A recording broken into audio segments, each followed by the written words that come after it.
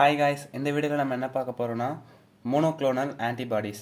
Monoclonal ஆன்டிபாடிஸுங்கிறது வந்து பார்த்திங்கன்னா ஒரு ப்ரோட்டீன். இது வந்து நம்ம லெபார்ட்டரி மூலிமா நம்ம வந்து ப்ரொடியூஸ் பண்ணலாம்.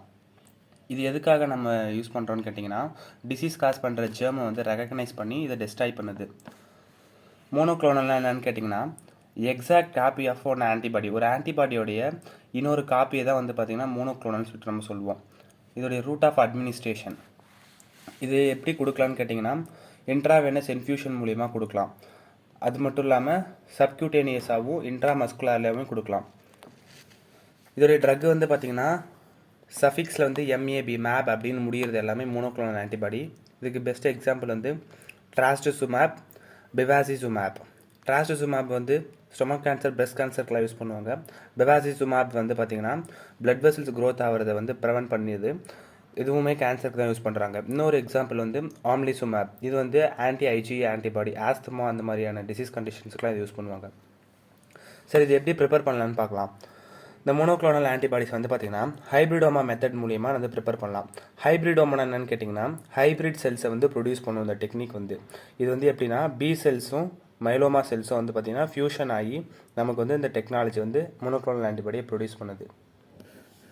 இதில் வந்து பார்த்திங்கன்னா ஒரு 7 ஸ்டெப்ஸ் இருக்குது மோனோக்ளோனல் ஆன்டிபாடியை ப்ரொடியூஸ் பண்ணுறதுக்கு.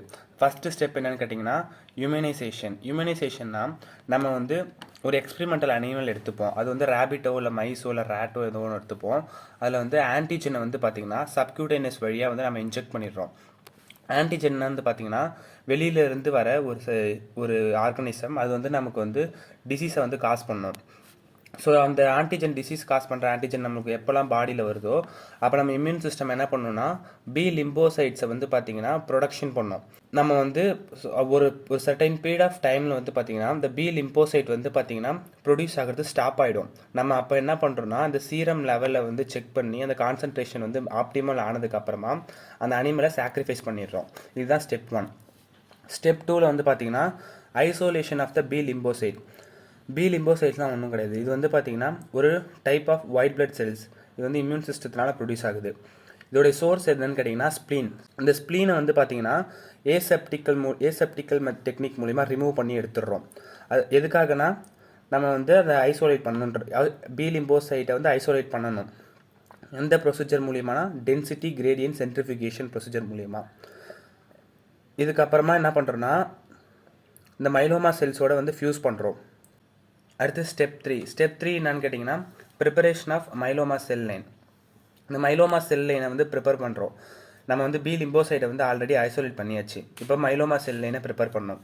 இந்த செல் ஃபியூஷனுக்கு ஃபியூ வீக்ஸ்க்கு முன்னாடியே வந்து பார்த்திங்கன்னா நம்ம வந்து இந்த மெட்டாஸ்டாட்டிக் டியூமர் செல்லை வந்து இன்குபேட் பண்ணுறோம். மெட்டாஸ்டாட்டிக்னா என்னென்னா கேன்சர் செல்லில் வந்து ஸ்ப்ரெட் ஆகுது இல்லையா, அது வந்து மெட்டாஸ்டாட்டிக்னு சொல்லுவோம். ஸோ நம்ம வந்து அதை இன்குபேட் பண்ணுறோம். எதுலனா 8-அசோகுவானைனை அதில் வந்து இன்குபேட் பண்ணுறோம். எதுக்காகனா நான் ஃபங்க்ஷனல் HGPRT ஜீனை வந்து நம்ம கொண்டு வரதுக்காக. HGPRTனா ஹைப்போ எக்ஸாந்தின் குவானைன் பாஸ்போ ரிபோசைல் டிரான்ஸ்ஃபரேஸ். இது வந்து ஒரு என்சைம். என்ன என்சைம்னு கேட்டிங்கன்னா DNA RNA building block enzyme. இது வந்து இந்த எதுக்காக இந்த HGPRT நான் ஃபங்க்ஷனில் கொண்டு வரேன்னு கேட்டிங்கன்னா இது வந்து நியூக்ளியோடைடு இருக்கு இல்லையா, அந்த நியூக்ளியோடைடு வந்து அசம்பிளி வந்து ஸ்டாப் பண்ணும். அப்படி அது மட்டும் இல்லாமல் மெட்டாஸ்டாட்டிக் டியூமர் செல்ஸ் வந்து பார்த்திங்கன்னா ஹேட் மீடியாவுக்கு சென்சிட்டிவாக வந்து நம்மளுக்கு வந்து உருவாக்கி கொடுக்கும்.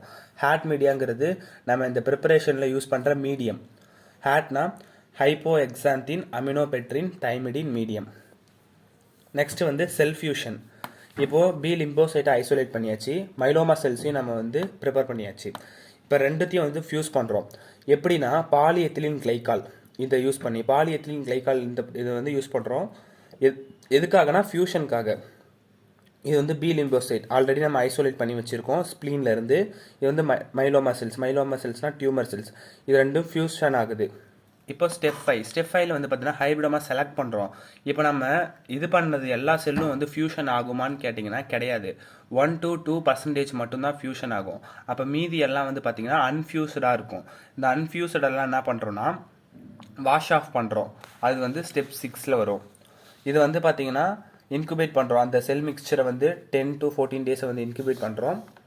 அப்படி இன்குபேட் பண்ணுறது மூலிமா அந்த நான் ஃபங்க்ஷன் வந்து என்னவா ஆகுதுன்னா ஃபங்க்ஷன் HGPRTயாக மாறுது. ஃபங்க்ஷன் வந்து பார்த்திங்கன்னா through the salvage pathway. Salvage பாத்வேனா நியூக்ளியோடைடு ஆர்என்ஏ டிஎன்ஏலாம் இருக்கு இல்லையா, அதுதான் அந்த சால்வேஜ் பாத்வே கீழே வரும். இப்போது நம்ம இன்குபேட் பண்ணுறது மூலிமா இந்த அன்பவுண்டடாக இருக்கு இல்லையா, அது அந்த அந்த பீட்டா செல்ஸ் எல்லாம் என்ன ஆகும்னு கேட்டிங்கன்னா கொஞ்ச நாள்லேயே வந்து அழிஞ்சிரும். ஸோ ரிமைனிங் இருக்க வயபிள் செல்ஸ் எல்லாம் வந்து பார்த்திங்கன்னா அந்த மீடியாவிலே இருக்கும், அதுதான் நம்ம ஹைப்ரிட் செல்ஸ்னு சொல்லுவோம். நெக்ஸ்ட் வந்து பார்த்தீங்கன்னா ஸ்டெப் 6 ஸ்க்ரீனிங் ஆஃப் ஹைப்ரிடோமா செல். ஸ்க்ரீனிங்னா வந்து பார்த்தீங்கன்னா டயக்னோசிஸ்.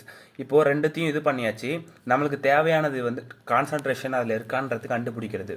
இதுக்கு வந்து 2 டெக்னிக் யூஸ் பண்ணுறாங்க. ஒன்று வந்து எலிசா, இன்னொன்று வந்து ஆர்ஐஏ. எலிசானா என்சைம் லிங்க்டு இம்யூனோ சார்பன்ட் அசே, ஆர்ஐஏனா ரேடியோ இம்யூனோ அசே. இந்த ரெண்டுமே வந்து பார்த்தீங்கன்னா இப்போ ஒரு ஆன்டிபாடி வந்து பார்த்தீங்கன்னா ஒரு ஸ்பெசிஃபிக் ஆன்டிஜனில் போய் பைண்ட் ஆயிருக்கா, அதோடைய கான்சன்ட்ரேஷன் அப்படின்றத வந்து நம்ம இந்த 2 டெக்னிக் மூலிமா நம்ம வந்து ஈஸியாக ஃபைண்ட் அவுட் பண்ணிடலாம். இந்த மீதி வந்து அன்பவுண்டடான இருக்க ஆன்டிபாடியை வந்து பார்த்தீங்கன்னா நம்ம வந்து அந்த மீடியத்திலேருந்து வாஷ் இட் ஆஃப் பண்ணிடுறோம்.